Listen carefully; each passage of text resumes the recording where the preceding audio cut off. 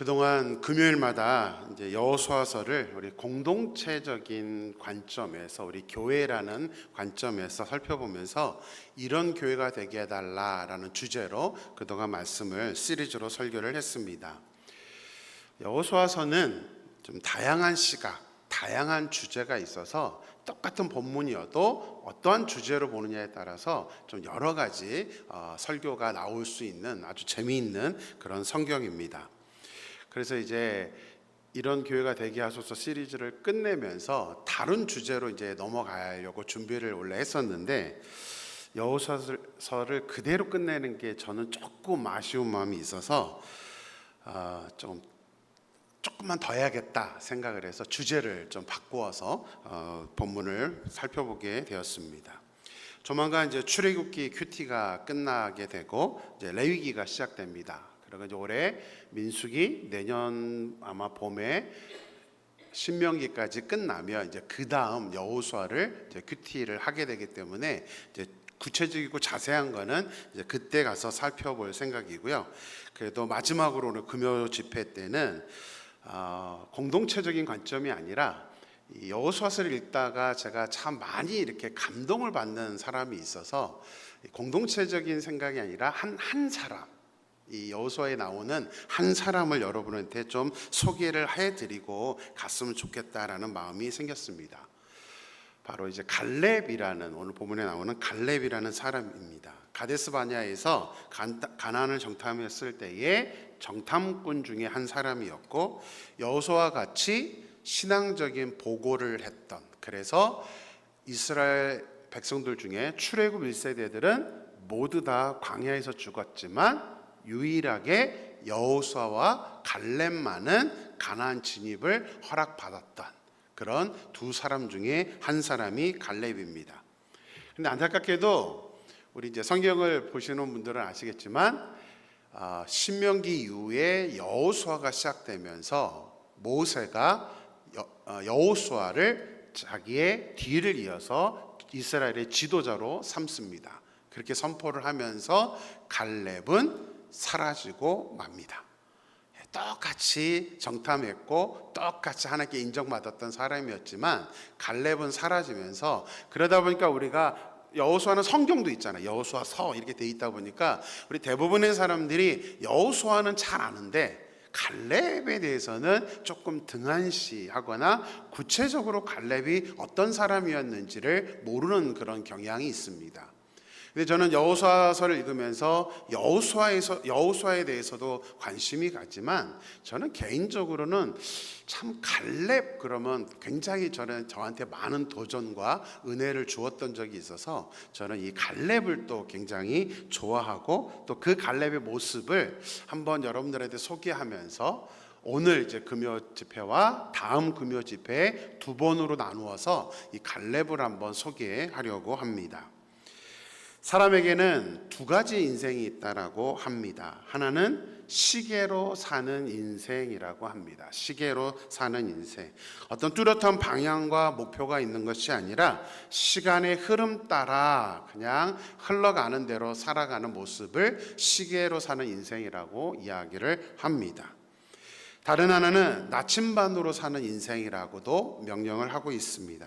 나침반은 뭐죠? 항상 어디를 가르치죠? 북극을 가르치고 있습니다. 방향이 있습니다. 목표가 있습니다.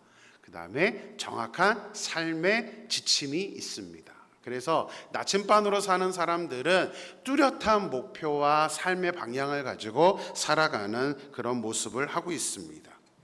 그래서 시계로 사는 인생이냐 아니면 나침반으로 사는 인생이냐, 우리는 지금 어떻게 살고 있는가를 한 번쯤은 생각해 볼 수 있었으면 좋겠습니다. 좀 젊었을 때는 그래도 어떤 목표를 갖고 살아가는데, 이제 나이가 들다 보면 자꾸 이 방향감을 잃어갑니다. 내가 좀 어디로 가고 있지? 나는 어느 길을 가고 있지? 꿈도 사라지고 비전도 이루어지고 목표도 없어지고, 이런 어떠한 삶의 모습이 될 가능성이 많기 때문에 우리 하나님을 믿는 사람에게는 나이와 상관없이 우리는 반드시 이 나침판이 가리키는 그 방향, 결국 그것은 하나님이죠. 하나님이 가르치는 방향을 가지고 우리는 살아가야 한다는 사실입니다. 우리에게 필요한 것은 방향 감각입니다. 어떻게 살아야 되지? 하나님이 나에게 원하는 게 무엇이지? 그런 어떤 영적인 목표들이 우리에게는 반드시 필요합니다. 물론 이제 아까 말씀드린 것처럼 이게 나이가 들다 보면 무슨 목표가 필요해? 이제 죽으려면 받아놨는데 이러면서 그냥 농담으로 그런 말 하시는 분들도 계십니다.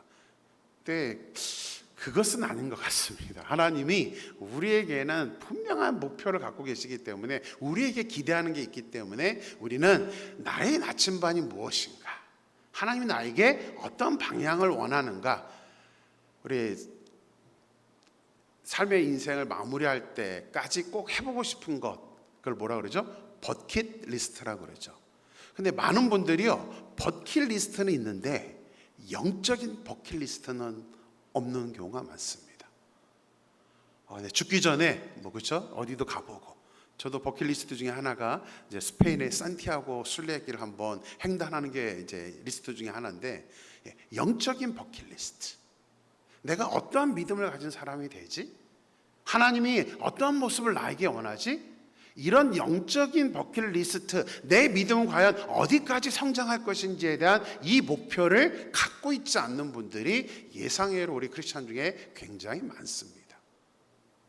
그래서 나침반 없이 사는, 시계처럼 그냥 시간 흘러가는 대로 가는 경우가 너무나 많다는 사실이죠. 그래서 우리가 좀 오늘 제가 이 본문 말씀을 통해서 갈렙의 모습을 통해서 우리가 어떤 모습으로 살아가야 이 나침반을 따라가는 인생인가, 하나님을 따라가는 인생이 될 것인가를 저는 갈렙에게서 도전을 받았습니다. 우리가 흔히들 저도 그런 질문들을 많이 받습니다. 우리 청년들이나 또 인터뷰를 하거나 이럴 때 되면, 목사님 만약에 이 생이 아니라 다음 생에도 사모님과 결혼할 거예요? 이런 질문들 많이 합니다. 다음 생가 있나요? 있으면 좋겠죠. 불교처럼 윤회가 돼서 다음 생각이 있다면 사실은 나침반 필요 없습니다. 목표 필요 없습니다. 그냥 이 생에는 이대로 그래서 우리 농담으로 그런 말 많이 하죠. 이 생은 글렀어. 근데 절대 우리의 기독교인들의 사고는 그렇게 되지 않습니다. 하나님은 분명하게 우리의 인생은 한 번밖에 없다라고 말씀하셨습니다. 그래서 한 번밖에 없는 나의 인생이기 때문에 과연 나는 어떠한 영적인 목표를 가지고 살아갈 것인가? 나는 어떠한 성장까지 갈 것인가? 내 목표는 뭐지? 라는 거에 대한 내 성장에 대한 목표가 우리는 반드시 있어야 한다는 사실이죠. 우리는 한번 죽고 나면 반드시 하나님의 심판을 받게 됩니다. 그때는 늦습니다. 하나님이 우리에게 생명을 주신 것은 다른 이유가 아닙니다. 이 세상에 살면서 얼마만큼 영적으로 성장하고 올 것인가, 영적으로 성장한 후에 예수님을 만날 것인가, 이게 우리에게 인생을 주신 하나님의 목적입니다. 그래서 우리는 반드시 내가 어떠한 목적을 갖고 살아갈 것인지, 어떠한 영적인 그 리스트를 내가 갖고 살 것인지, 얼마만큼 이루고 살고 있는지를 우리는 반드시 점검을 해야 한다는 사실입니다. 나침반 인생을 사는 사람들에게는 이제 오늘 갈렙을 소개하면서 딱 한 가지를 여러분들에게 말씀을 드리려고 합니다. 이제 공통적으로 나타나는 특징이 있는데, 오늘 설교 제목처럼 나침반의 인생을 사는 사람들은 생각의 전환이 빨리 일어난다는 것입니다. 생각에 갇히지 않고 생각의 전환, 영어로 패러다임 시프트라고 그러죠. 내가 일반적으로 갖고 있는 생각들을 하는 게 아니라 계속해서 내 생각이 바뀌는 겁니다. 일반적인 생각은 아닙니다. 이제 뒤에 가서 설명을 드리겠는데요. 요즘 한국에서 많이들 사용하는 용어가 있습니다. 여러분도 들어보셨을 용어일 것입니다. 꼰대라는 단어입니다. 꼰대 아시죠? 꼰대. 어떤 사람이 꼰대예요? 제가 사전을 한번 정의를 한번 봤습니다. 이게 사전에 나오더라고요. 꼰대 정의를 보면 이렇게 되어 있습니다. 권위를 바탕으로 자신의 경험을 일반화해서 타인에게 일방적으로 강요하는 사람을 지칭하는 속어입니다 라고 되어 있습니다. 그러니까 내 생각, 내 경험이 전부인 것처럼 생각해서 그것을 가지고 타인들에게 강요하는 사람, 이것이 꼰대라는 것이죠. 일반적으로는 나이가 많은 사람이 꼰대가 될 가능성이 많습니다. 그러나 반드시 그런 것은 아닙니다. 나이가 중요하지 않습니다. 20대도 꼰대가 있을 수 있고요, 10대도 꼰대인 사람들이 있습니다. 뭐만 하면, 내 생각을 최우선으로 하면 꼰대가 되는 거예요. 내 생각, 내 기준이 절대적으로 생각하면 꼰대가 되어버립니다. 왜냐하면 다른 사람들은 그렇게 느껴지거든요. 힘들게 느껴지기 때문입니다. 그래서 우리가 꼰대가 되지 않기 위해서는 이제 이 패러다임 시프트가 필요하다라고 일반인들도 말합니다. 생각의 전환, 어떻게 우리가 생각을 바꿀 것인가, 어떠한 생각으로 바꿀 것인가. 근데 이거는 영적으로도 마찬가지입니다. 영적으로도 우리가 하나님의 자녀라면 우리가 어떠할 때 하나님의 자녀다운 자녀가 될 수 있는가, 어떨 때 우리가 영적인 꼰대가 될 수 있는가. 영적인 꼰대, 영적이라고 붙여놨지만 영적인 꼰대는 뭐예요? 똑같아요. 내 생각을 기준으로 사는 사람들은 교회 안에서도 영적인 꼰대가 되는 겁니다. 내 기준, 우리 하나님의 자녀는 절대로 내 기준이 절대적이어서는 안 됩니다. 하나님이 기준이 돼야죠. 말씀이 기준이 돼야죠. 그래서 우리가 말씀을 알아야 되고, 우리가 이렇게 와서 설교를 듣고 성경 공부도 하고, 제가 그렇게 큐티 강조하고 하는 이유가 어느 정도 내가 말씀을 알아야 내 삶의 모습을 하나님의 생각으로 바꿀 수가 있는 겁니다. 근데 이게 안 되면 우리는 영적인 꼰대가 되고 맙니다. 그래서 제가 사랑하는 이만희 교회 모든 성도님들, 저를 비롯해서 영적인 꼰대가 되지 말라고 갈렙을 소개를 하려고 하는 겁니다. 갈렙, 이 갈렙은 정말 생각이 다른 사람이었습니다. 자, 설명을 드려보겠습니다. 오늘 우리가 읽은 본문은 여호수아가 이제 각 지파에게 가나안 땅을 이제 분배하는 장면이 기록되어 있습니다. 제비를 뽑아서 이제 땅을 분배하려고 각 지파의 이제 대표들을 부르는 장면이 오늘 본문입니다. 그런데 갑작스럽게 갈렙이 등장을 합니다. 여호수아 14장까지 갈렙은 단 한 줄도 나오지 않습니다. 역사의 뒤안길로 빠져버렸는데, 이 가나안 땅을 분배하는 장면에서는 갈렙이 앞으로 나타나서 여호수아에게 말을 합니다. 우리 7절 8절 말씀을 같이 보겠습니다. 내 나이 40세에 여호와의 종 모세가 가데스 바네에서 나를 보내어 이 땅을 정탐하게 하였으므로 내가 성실한 마음으로 그에게 보고하였고, 나와 함께 올라갔던 내 형제들은 백성의 간담을 놓게 하였으나 나는 내 하나님 여호와께 충성하였으므로. 지난 금요 성령 집회 때도 말씀드렸지만 이스라엘 백성들이 가데스 바네아에 와서 이제 가나안을 눈앞에 뒀을 때에 12명의 각 지파에서 한 명씩 12명의 정탐꾼들을 파견을 합니다. 자세히 그 앞에 본문을 다 보지는 않았는데, 애초에 이들이 정탐꾼을 파견할 때는 가나안이 어떤 땅인지를 보려고 간 게 아닙니다. 정탐 안 해도 됩니다. 이미 하나님이 가나안 땅을 주셨기 때문에. 근데 백성들은 뭐 하기로 하냐면 어디로 올라가는 게 좋을까, 이게 원래 정탐을 하는 목적이었습니다. 그런데 12명이 정탐을 하고 온 상태에서 10명은 오늘 8절에 있는 것처럼 어떻게 됩니까? 그들의 보고로 말미암아 백성의 뭐가 됐대요? 간담을 놓게 했다는 겁니다. 10명의 정탐꾼들은 백성들의 간담을 놓게 할 정도로 부정적인 보고를 했습니다. 왜 부정적인 보고를 했죠? 무엇이 문제였다고 말씀드렸었나요? 다른 거 없습니다. 적과 꿀이 흐르는 땅에 간 것 이 사람들도 다 동일하게 알고 말했습니다. 그런데 뭐가 있어서? 아낙 자손이 있어서. 딱 한 가지였습니다. 가나안 땅은 정말 좋은 땅입니다. 과일도 갖고 왔잖아요. 그죠? 과일도 보여주면서 이렇게 많은 열매, 가나안 땅에는 제일 많이 나오는 열매가 뭐예요? 포도죠, 포도. 위니펙 있으면서 제가 제일 아쉬운 것 중에 하나가 저의 최애 과일은 캠벨 포도입니다. 한국 포도. 그거를 지금 먹지 못해서 얼마 전에도 아내랑 한번 보스턴 갔다 올까? 포도 먹으러 이제 그런 말도 했던 적이 있습니다. 가나안 포도는 세계에서도 가장 유명한 포도입니다. 그러니까 그런 과일을 갖고 와서 보여줬습니다. 그 좋은 거를 보여놓고는 근데 뭐 때문에 안악자손.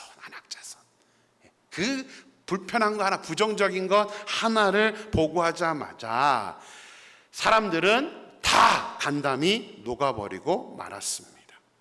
하지만 여호수아와 갈렙은 이들도 똑같이 본 것은 똑같습니다. 뭐 눈이 다른 건 아니니까 이들도 똑같이 봤지만 가나안의 단점, 어려움만 보려고 하지 않고 가나안의 좋은 점들을 보았고, 무엇보다도 단순히 좋고 나쁘고를 본 게 아니죠. 여호수아와 갈렙은 무엇을 봤어요? 하나님을 봤습니다. 하나님이 약속하신 땅, 하나님의 뜻이 거기에 있어 라는 그 하나님의 뜻만 이들은 생각을 했던 것입니다. 나침반 인생을 사는 사람들은요, 삶의 방향이 정확하기 때문에 때로는 가다가 이러한 어려움들이 이렇게 닥쳐올지라도 결코 좌절하지 않습니다. 간담이 녹을 정도의 마음을 먹지 않습니다. 왜요? 방향이 분명하잖아요. 내가 가야 될 방향이 분명하기 때문에 절대 어려움을 너무 크게 생각하지 않습니다. 하지만 시기의 인생을 사는 사람들은 당장을 보기 때문에 이 어려움들을 굉장히 민감하고 크게 생각합니다. 한번 말씀드렸죠. 우리 언어 생활에서 계속 이게 뭐 하면 죽겠다 합니다. 그게 지금만 보는 모습이라는 사실이죠. 어떤 관광객이 나이아가라 폭포에 갔다가 그 장관의 감탄사를 연발하면서 구경을 하다가 이제 폭포의 물을 한번 떠서 마셨습니다. 아마 들어보신 분이 계실 거라고 생각은 하는데요. 이 사람이 물맛 좋다 하면서 나이아가라 폭포의 물을, 저도 폭포에 갔을 때 이 예화를 알고 있어서 저도 한번 먹어보고 싶은 충동이 좀 있더라고요. 그래서 이 사람이 이 물을 딱 먹었는데 먹고 나오자마자 폭포 옆에 편말이 하나 있는 것을 보게 되었습니다. 거기에 뭐라고 써 있냐면 포이즌이라고 쓰여 있습니다. 포이즌이 뭐죠? 독약이죠, 독. 그러니까 이 사람이 그 포이즌을 편말을 보자마자 갑자기 배가 아파오기 시작하고 갑자기 그 자리에서 떼굴떼굴 굴르기 시작했습니다. 나 죽네 하면서 이제 죽을 거라고 생각을 했습니다. 곧 창자가 이제 녹아내릴 거다, 이 생각을 하면서 옆에 친구들한테 나 지금 창자가 다 탄다니까 이러면서 이제 나 지금 병원에 데려가 달라고 해서 이제 친구들이 병원에 데리고 갔습니다. 의사가 이제 진단을 하고 촬영하는데 아무 문제가 없었습니다. 그래서 환자에게 무엇을 먹었습니까? 그랬더니 이 환자가 나이아가라 폭포에서 포이즌을 먹었습니다, 이렇게 대답을 했다고 합니다. 그랬더니 그 의사가 웃으면서 포이즌은 영어로 독이지만 불어로는 낚시 금지입니다 라고 대답을 했다고 합니다. 불어랑 같이 쓰니까 이게 결국은 이 사람의 가장 머릿속에, 마음속에 가장 들어간 건 뭐예요? 독이라는 단어죠. 독이라는 단어. 이것 때문에 그냥 마음이 다 녹아버린 겁니다. 자, 이 환자는 어떻게 되었을까요? 당연히 암시랑도 안 했습니다. 뭐 아픈 게 어디 가요? 약도 필요 없습니다. 그냥 가세요. 그러니까 그냥 나왔다고 합니다. 결국 이 사람을 아프게 한 것도, 이 사람을 낫게 한 것도 뭐예요? 생각입니다. 생각. 그 생각 속에 뭐가 있느냐에 따라서 달라지는 것이죠. 우리 코로나를 겪었지만 저는 중국에 있을 때, 여러분들도 아마 기억나시죠? 신종 인플루엔자 기억나시죠? 코로나 바로 직전에 이제 제가 중국에 있을 때 신종 인플루엔자가 굉장히 유행을 하면서 그때 사실은 코로나만큼은 아니어도 굉장히 겁을 먹었던 적이 있습니다. 중국에 제가 있었을 때인데 하필이면 이제 어쩔 수 없이 이 영주권 때문에 제가 이 제일 신종 인플루엔자가 제일 활발할 때 한국을 경유해서 이제 미국에 오게 되었습니다. 얼마나 심각했는지 비행기를 타자마자 안내문을 주었습니다. 이 안내문에는 뭐라고 써있냐면 신종 인플루엔자에 걸리면 얼굴이 가렵거나 눈이 가렵게 됩니다. 그러면 반드시 다음 종착역에 가서 보건소를 가십시오. 그리고 반드시 인플루엔자에 걸린지 안 걸렸는지를 확인을 하십시오라고 안내문을 한글로 아주 친절하게 써서 중국 사람들이 주었습니다. 그래서 제가 그걸 유심히 봤죠. 증상이 뭔가? 뭐 그때까지는 이제 괜찮았습니다. 제가 한 5시간 정도 이제 인천공항에서 스탑오버를 했는데 이제 너무 오랜만에 나오다 보니까 어머니와 여동생 가족이 공항까지 와서 제가 잠깐 나와서 같이 식사하고 좀 대화 나눈 다음에 이제 미국으로 가게 되었습니다. 근데 같이 식사를 하는데 제가 너무 몸이 안 좋은 거예요. 막 몸이 으스스를 떨리고 막 이렇게 몸이 너무 아파서 그냥 혼자 생각에 신종 인플루엔자에 걸렸구나라고 생각을 했습니다. 그런데 갑자기 뭐가 생각이 나게요? 안내문이 생각이 났습니다. 딱 안내문이 생각이 나니까 갑자기 눈이 가렵고 얼굴이 가렵고 제가 아내한테 막 온몸이 가려워 막 이랬습니다. 근데 아내가 저를 가만히 쳐다보더니 갑자기 지갑에서 가방에서 아시죠? 이거 볼펜 침 그거를 딱 빼더니 손 내봐 그러더니 제 손을 콱 땄습니다. 피를 딱 내서 이렇게 따줬습니다. 왜 그래? 그랬더니 아휴 무슨 인플루엔자 체한 거야 체한 거 그러면서 제 손을 딱 따주고 나서는 어떻게 될게요? 하나도 안 아프고 다 체한 게 내려가니까 제가 다시 또 웃으면서 그때 제가 절실히 느꼈습니다. 이 생각이라는 게 정말 무섭구나. 이 생각이라는 게 얼마나 나를 비참하게 만드는지, 얼마나 나를 또 추하게도 만들 수 있는지, 얼마나 나를 나약하게 만드는지를 저는 그때 절실하게 느꼈던 적이 있습니다. 우리가 살아가면서 부정적인 생각을 하는 것은 이만큼 너무나 우리를 좀 수준으로 떨어뜨리고 우리의 영혼을 파괴하게 만드는 것이 이 부정적인 생각의 영향력이라는 사실입니다. 무엇보다 우리를 무기력하게 만들어버립니다. 아무것도 하지 못하게 만듭니다. 그것도 혼자만 그렇게 되면 다행입니다. 또 우리는 혼자 있는 게 아니잖아요. 우리의 가족이 있잖아요. 우리 교회가 있잖아요.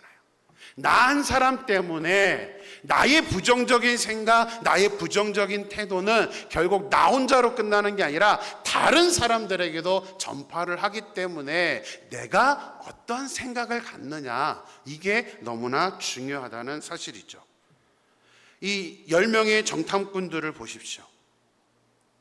부정적인 생각으로 그 가나안 땅에 대한 그 보고를 그렇게 부정적으로 안 좋게 얘기하면서 오로지 유일한 안악자손 하나 때문에 우리는 가나안에 갈 수 없습니다 라고 하니까 백성들의 간담이 녹아버리고 말았습니다. 간담이 뭔지 아십니까? 언제 주일학교에서 이 얘기를 하니까 아이들이 잘못 들어서 건담이요? 이러면서 건담으로 이해하더라고요. 간담은 단어 그대로 보면 간과 담, 간과 쓸개입니다. 그 말은 뭐냐면 단순히 장기를 의미하는 게 아니라 간담이 녹았다는 것은 마음 전체가 다 녹아버렸다. 다시 말하면 아무것도 할 수 없는 그런 상태가 되어버렸다라는 의미입니다. 영어 성경을 보면 좀 더 구체적으로 이것을 설명하고 있습니다. My brothers who went up with me made the heart of the people melt with fear. 공포로 인해서 사람들이 뭐 했대요? 멜트, 녹아버렸다는 거. 땅이 완전히 다 없어진 것처럼 공포로 인해서 사람들의 마음이 녹아버렸다라고 설명을 하고 있습니다. 이미 그들의 마음이 녹아버렸기 때문에 여호수아와 갈렙이 아무리 하나님의 말을 하고 아무리 좋은 말을 해도 이미 백성들의 마음은 뭐예요? 닫혀져 있었습니다. 녹았기 때문에 어떻게 할 수가 없었습니다. 우리들의 마음이 부정적으로 녹아버리면 어떤 소리도 안 들립니다. 완전히 우리 요즘 많이 쓰는 단어죠. 가스라이팅 당하는 것처럼. 한번 우리 안에 부정적인 생각이 들면 아무리 좋은 말을 해도 다 우리가 벽으로 걷어쳐버리게 됩니다. 제가 이렇게 말한다고 해서 단순히 모든 것을 긍정적으로만 보라는 의미는 아닙니다. 긍정과 부정을 제가 말하는 게 아닙니다. 분명 작은 상황에도 부정적인 면이 있을 수 있고 긍정적인 면이 있을 수 있습니다. 뭐 어떤 경우는 부정적인 면이 월등히 더 많고 클 수도 있습니다. 가나안에 안악자손이 살고 있었다는 것은 팩트입니다. 그들을 우리가 우리는 이스라엘 백성들이 전쟁을 해본 적이 없기 때문에 안악자손을 이길 수 있는 것은 겉으로 팩트 사실적으로 보면 불가능한 것은 맞습니다. 지금 여호수아 갈렙이 우리 능력을 과대평가해서 우리가 할 수 있어라고 말하는 게 아닙니다. 여호수아 갈렙은 그냥 단순히 긍정적 뭐든지 다 할 수 있어 이런 표현으로 지금 이 말씀을 하고 있는 게 아닙니다. 현실은 현실입니다. 현실은 분명한 현실이에요. 안 되는 거는 안 되는 겁니다. 근데 차이가 뭐죠? 이 10명과 여호수아 갈렙에, 특별히 오늘 갈렙에 대해서 포커스를 맞추고 있는데요, 어떤 차이점이 있는 것일까요? 갈렙이 부정적인 건 배제하고 긍정적인 면만 보려고 했던 것이 아닙니다. 8절 말씀만 다시 한번 보겠습니다. 이게 이제 갈렙이 옛날을 회상하면서 그때 일을 가지고 말하는 겁니다. 같이 읽을까요? 나와 함께 올라갔던 내 형제들은 백성의 간담을 높게 하였으나 나는 내 하나님 여호와께 충성하였으므로. 지금 갈렙은 다른 사람들은 백성의 간담을 높게 했지만 나는 백성들에게 뭐 말했다라고 하지 않죠. 지금 자기의 상태, 그 당시의 영적인 상태를 말해주는 겁니다. 나는 하나님 여호와께 충성했다. 이게 또 한글 성경은 좀 번역에 조금 어려움이 있습니다. 다른 사람들 간담 높게 나는 그냥 열심히 충성했어. 충성 이건 아닙니다. 이게 뭔 의미인가는 영어 성경을 보면 좀 더 설명을 잘 해주고 있습니다. 영어 성경을 보면 I, however, followed the Lord my God wholeheartedly라고 되어 있습니다. wholeheartedly 무슨 뜻이죠? 온 마음 다해요. 온 마음 다해. 그러니까 지금 갈렙은 다른 사람들은 그 안악자손을 보고 또 백성들도 그 정탐꾼 10명의 정탐꾼들의 말을 듣고 그들은 지금 자기의 마음이 녹았는데 뭐는 없는 거예요. 하나님에 대한 마음은 없는 거예요. 근데 갈렙은 followed, 나는 쫓았어. 그러나 그럼에도 불구하고 나는 쫓았습니다. 주님을. 어떤 마음으로요? 온 마음을 다해 하나님을 쫓았다라고 갈렙은 당시에 자신의 상태를 말하고 있습니다. 갈렙은 다른 거 본 거 아니에요. 저게 긍정이고 부정이냐 이게 아니에요. 갈렙은 오직 뭐만 본 거예요? 하나님만 본 겁니다. 분명히 안악자손은 어려운 현실인데 갈렙은 뭐를 보냐면 하나님이 하시는 게 뭐가 문제야 라고 본 거예요. 인간적인 눈으로 못하는 건 아는데 나는 하나님을 내 온 마음에는 하나님밖에 없어. 하나님이 하시는데 왜 못하지? 라는 생각을 지금 갈렙은 하고 있다는 사실이죠. 그래서 지금 갈렙은 안악자손이라는 문제는 하나님께서 해결해 줄 거야 라는 믿음의 눈으로 지금 그때 당시의 상황을 설명하고 있다는 사실입니다. 우리도 갈렙과 같은 생각의 전환이 필요합니다. 생각의 전환이라는 것은 거창한 뭐가 아닙니다. 제가 제목은 그렇게 정해놨지만 어떤 막 엄청난 것을 우리가 해야 된다라고 이 말씀 주제를 정한 것은 아닙니다. 우리의 눈으로 봤을 때는 불가능한데 현실적으로 봤을 때는 넘어설 수 없는 문제인데 거기서 멈추는 겁니다. 거기서 눈을 한쪽으로만 한 번만 돌려보세요. 불가능한 건 알아. 나는 못해. 근데 누구는 해? 하나님은 하셔. 나는 할 수 없지만 하나님이 하시면 할 수 있어 라고 한 발짝만 옆으로 옮기는 게 바로 생각의 전환입니다. 패러다임 시프트라는 거는 그냥 시프트 하는 거예요. 바꾸는 겁니다. 우리 생각의 전환. 정말 한 발짝만 옮기십시오. 내가 지금 세상의 생각적으로 내가 지금 알고 있는 팩트로 말하고 있다면 거기서 딱 한 발짝만 옆으로 가보세요. 내가 보기에는 이런데, 내가 생각하기에는 이런데, 그럼 거기서 스탑하세요. 더 이상 말하지 마세요. 그거는 이미 뭐 하고 있는 거죠? 내가 결정하고 있는 겁니다.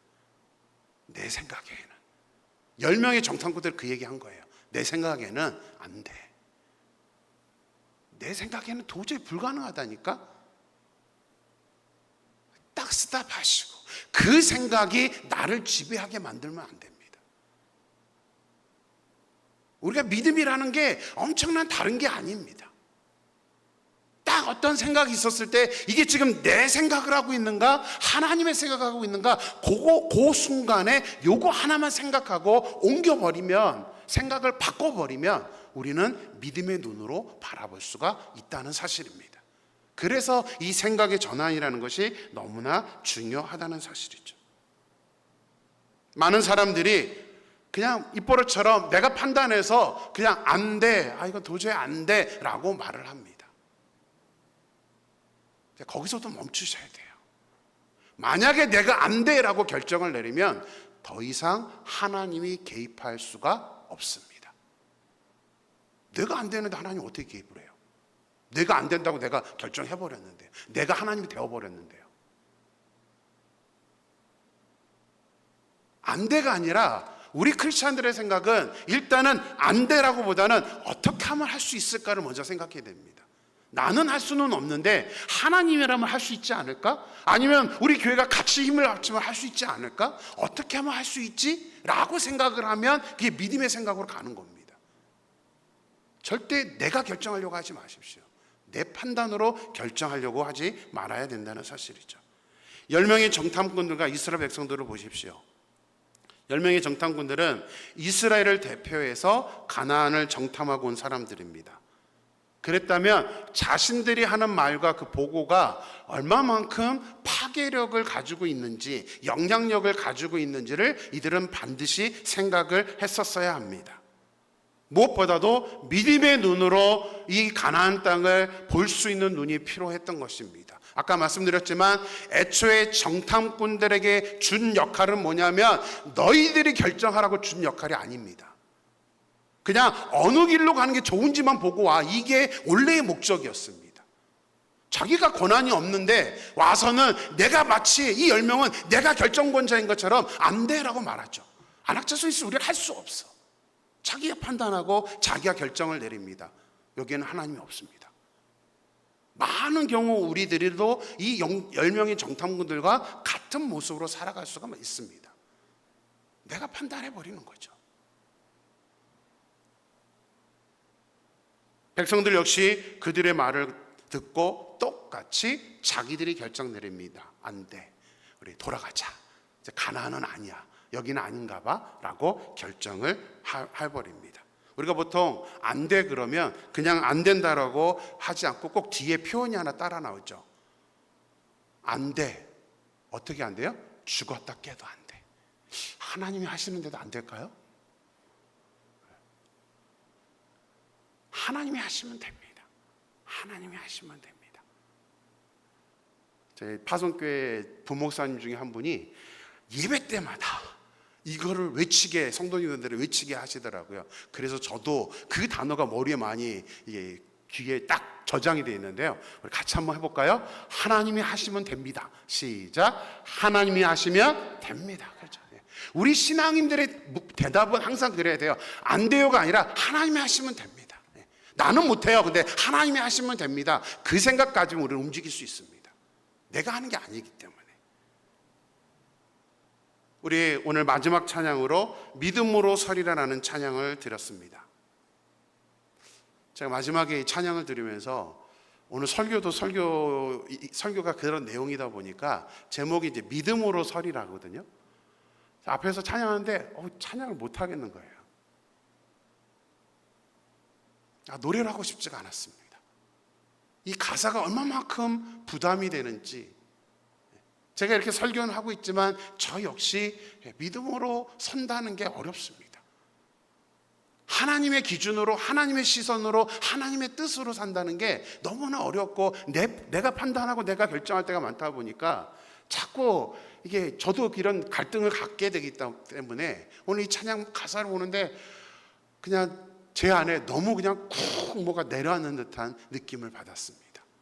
특히 이 가사에서요. 먼저 그 나라 그 뜻 구하며 나의 삶 드리리.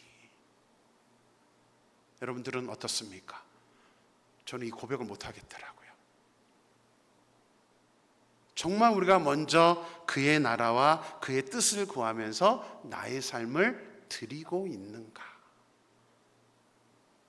그 다음 가사는 더 무너졌습니다. 믿음의 눈으로 바라보리라. 후렴은 믿음 다하여 그 위에 서리라. 믿음 다하여 그 나라 세워가리라. 주님 곧 오실 때까지. 믿음 다하여. 갈렙이 믿음 다했잖아요. 갈렙의 마음속에는 믿음밖에 없었습니다. 자기의 마음 안에는 오로지 믿음이라는 단어밖에 없었어요. 그래서 상황을 보지 않았습니다. 어려움을 보지 않았습니다. 그게 믿음이에요. 이 찬양의 고백은 절대로 쉽게 할 수 없습니다. 그러나 그래서 해야 되는 겁니다.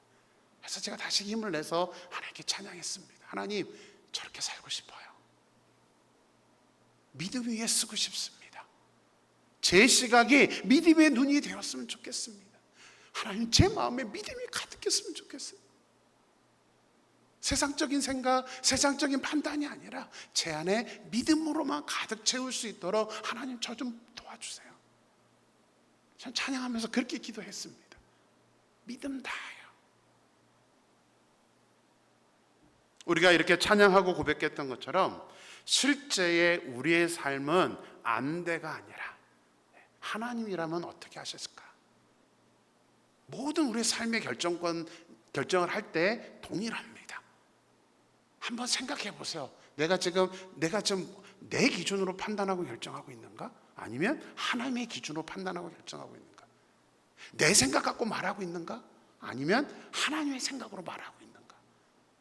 이 한순간 한순간을 우리가 주의 깊게 생각하고 말한다면 우리의 삶은 당연히 믿음의 삶으로 달라질 수밖에 없습니다. 사람들에게 인정받게 되고 하나님께 인정받는 삶의 모습이 될 수밖에 없다는 사실이죠. 그래서 우리는 나의 생각과 기준은 좀 내려놓을 필요가 있습니다. 그래서 제발 내 생각에는 이 말 나오면 그냥 여러분들 탁 입 닫아버리세요. 말하지 마세요. 하나님의 생각에는, 하나님의 뜻에는 어떤 게 맞을까요?